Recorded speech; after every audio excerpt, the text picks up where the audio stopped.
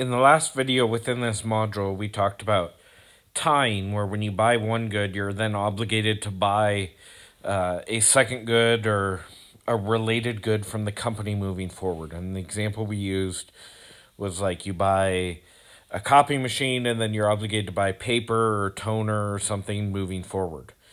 In this video, we're going to be talking about a related business practice where instead of you buying one good and that obligating you to do something going forward, we're going to combine things at the time of purchase into one package instead of you buying them independently.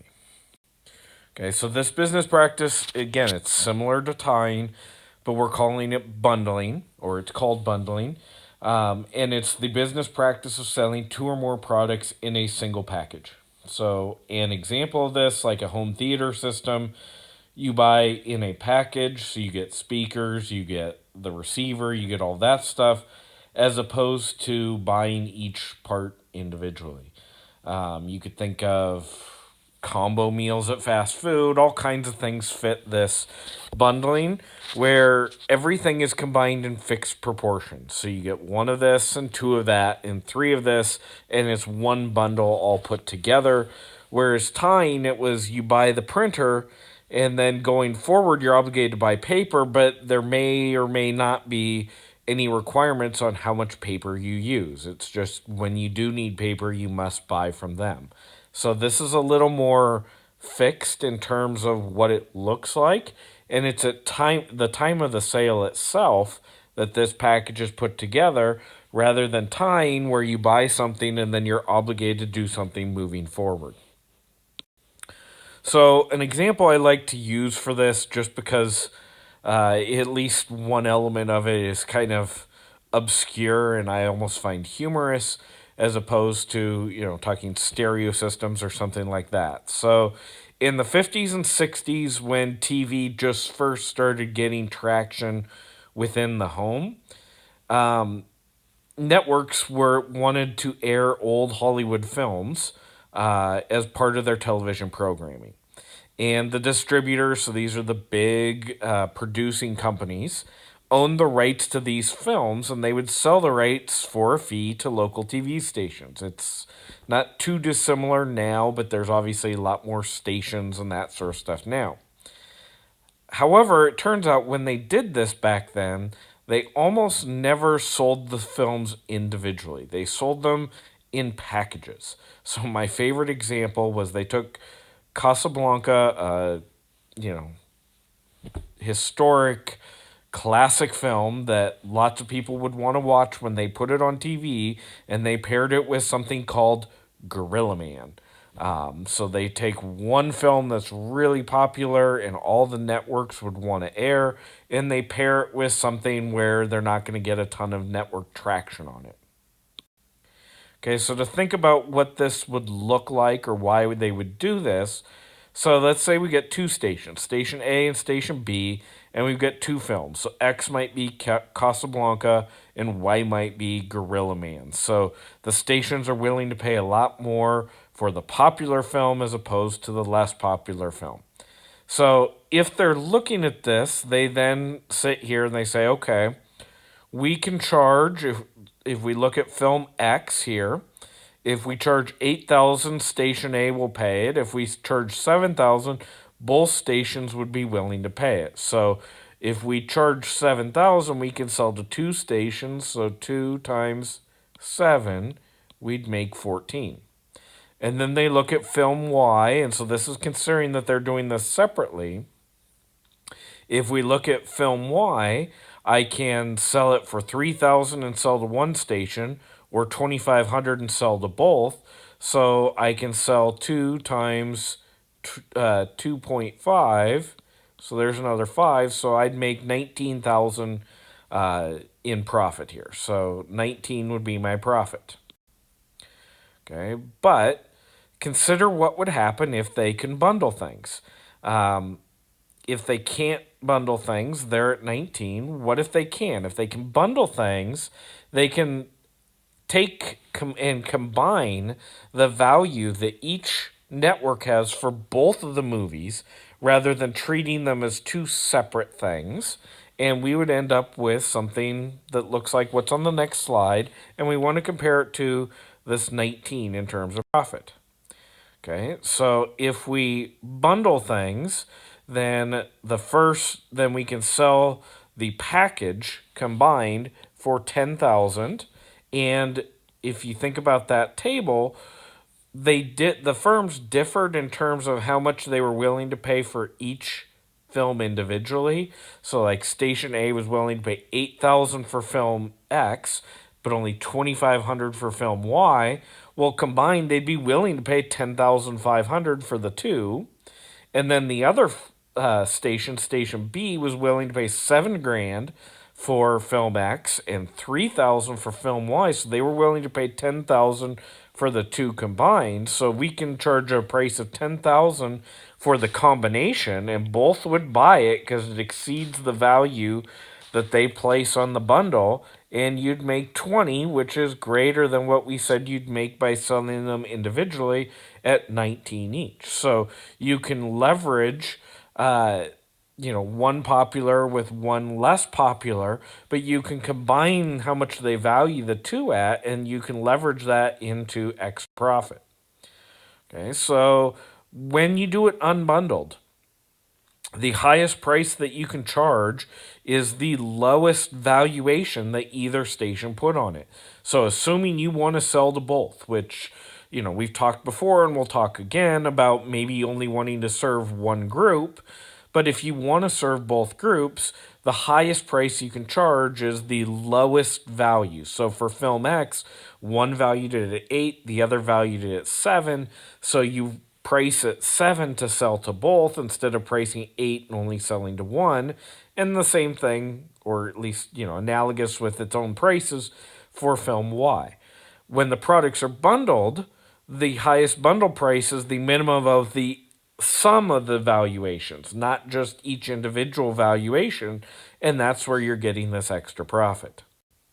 Okay, so let's sort of work through a different one that maybe, rather than talking 50s and 60s TV, let's talk about something a little more current. So let's say that we're looking at Xfinity/Comcast, and we're looking at their market within a given town for television and internet services. So you could think Spokane, you could think Portland, Seattle, wherever, just a given town. And let's say that within this town there are 4 million customers, and they're divided into 4 types. 1/4 of the population will use their TV, they value the TV quite highly. 1/4 really value the internet and are going to really use that almost regardless of the price charged. 1/4 of the population wants to use both, and 1/4 of the population has no preference. So think, if we're talking 4 million customers, think each group is 1 million customers. So let me give you a table that sort of highlights what we're talking about here. So here's a table where we've got the 4 different types in terms of valuations and how much they value the different goods for. So here, each type is 1 million people. Don't worry so much about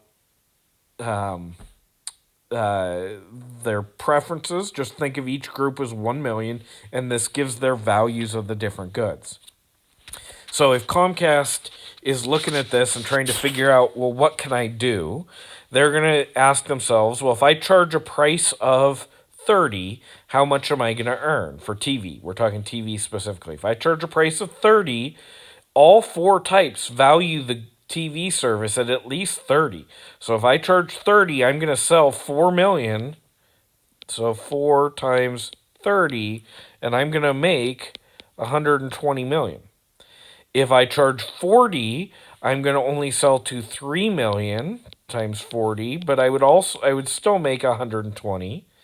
If I charge 80, I'm only going to sell to 2 million, but at $80 for TV, I'm going to make 160.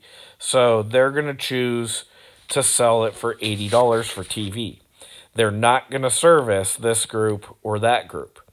For internet, they then go around and they do the same thing. If they charge a price of 30, there's three groups that value internet at least that much.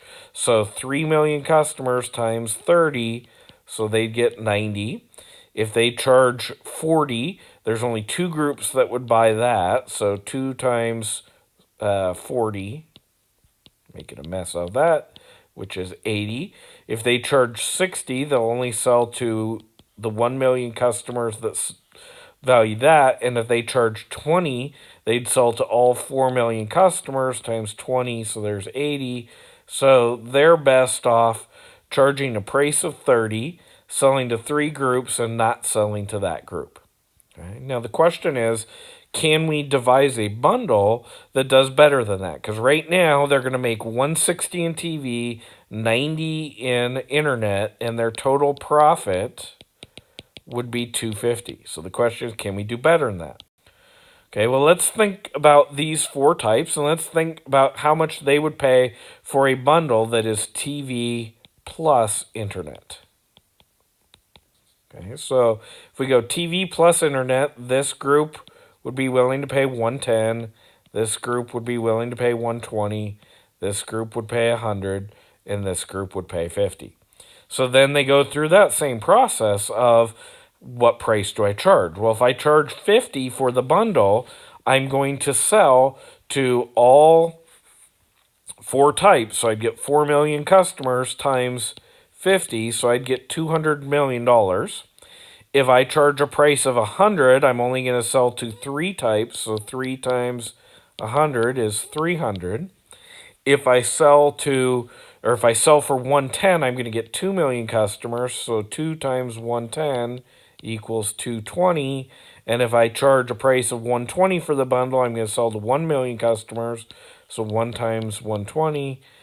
And notice that this is going to be my greatest. I'm still not going to serve this group, but by combining their values of the good, I'm able to extract more of the consumer surplus, because I'm going to make 300 million in profit, which is greater than what we said on the previous slide, where if they're selling these independently, they can only make 250 in profit by selling them independently. So it's not that they are necessarily going to service every last customer, but they're able to extract more of the consumer surplus, and they're able to earn more money by bundling these things together.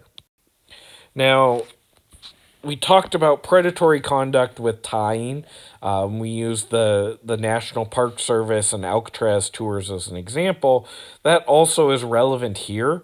One of the most famous bundling cases that was brought was back in the 90s, US versus Microsoft. And the claim was that Microsoft, by bundling Windows with Internet Explorer and all of their Word software, were gaining an unfair advantage elsewhere. You see the same claims today about Google and Amazon and some of these companies and how they're bundling certain things together. You see the same types of antitrust claims being made. But back in the 90s, it was Microsoft sort of in the crosshairs. And in particular, it was Netscape, which, at least as far as I know, is defunct now as a browser, that was claiming that it was unfair because when someone would buy a new computer at the time, it would come pre-installed with Internet Explorer. That was bundled into Windows. And even today, when you have a Windows-based PC, when you open internet tabs or you click on a link or something, it'll default, unless you go through and you change it, it'll default to the Microsoft Internet Explorer. Macs will default to Safari unless you go in and change them. Now, you can change them, but Netscape was making the claim at the time that, look, this is unfair. We're competing with Internet Explorer, and Netscape was claiming our product's actually better, but Microsoft is having an unfair advantage over us because they're bundling their browser together with Windows, which every PC that sold is coming with Windows at the time, and PC, we're not talking Mac here, is coming with Windows, and so they're gaining an unfair advantage. And so what the government actually wanted to do at the time is they wanted to break Microsoft up into a whole bunch of smaller companies, one that just did internet searches, and one that did operating systems, one that did office software, that sort of stuff. And it didn't actually come to that, obviously, but that was a bundling case that was brought as an anti competitive predatory type of business practice because it was viewed as unfair by the competitors that they would bundle their operating system with their internet browser and link those two together.